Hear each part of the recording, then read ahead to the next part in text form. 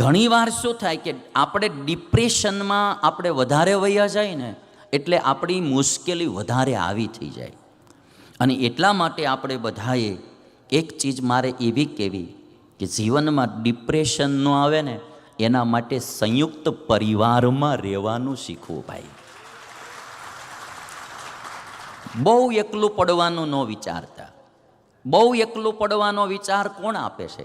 ભોગ વૃત્તિ, સ્વચ્છંદી વૃત્તિ, કે મને કોઈ રોકે ટોકે નહીં, મારે જે જોવું એ જોવું, જે ખાવું એ ખાવું, જ્યાં જવું અહીંયા જાઉં, જેની હારે હરવું ફરવું હોય અહીંયા હરવું ફરવું. આ ભોગ વૃત્તિ છે ને એ માણસને પરિવારથી જુદા પાડે છે અને એકલા પાડે છે.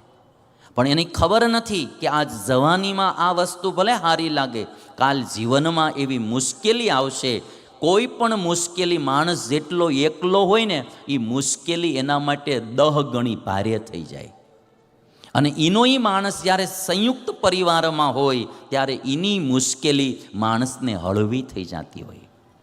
તમે જોજો, કોઈ અંધારી રાત્રિમાં તમે કોઈ અજાણ્યા રસ્તે જતા હો અને કોઈ એમાં એકવાર એમ કીધું કે ભાઈ રસ્તે લૂંટ બહુ થાય છે, રાત્રિનો સમય અજાણ્યો રસ્તો હોય ને તમે એકલા જતા હો, એકલા જતા હો એટલે ભય વધી જાય. એની ને એની જગ્યાએ 2 હો તો ભય ઓછો થઈ જાય. 50-50નું ટોળું તમારી ભેગું હોય તો તમારો ભય એથી ઓછો થઈ જાય.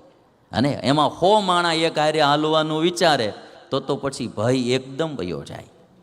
સમૂહમાં ભય અને ટેન્શન ઓછા થઈ જાય. કોઈ પણ કાર્યમાં જરાક નિષ્ફળ ગયા હોય ને એને એકલું રૂમમાં બેઠું ન રહેવું. હા, એને એકલું ને એકલું રૂમમાં બેઠું ન રહેવું, એને જાહેર જીવનમાં આવી જાવ. જેટલા તમે એકલા ને એકલા બેઠા રહેશો એટલી ચિંતા વધતી જશે, ડિપ્રેશન વધતું જશે અને આખું માણસની ઉપર એ હાવી થતું જશે. સોશિયલ બની જવાનું.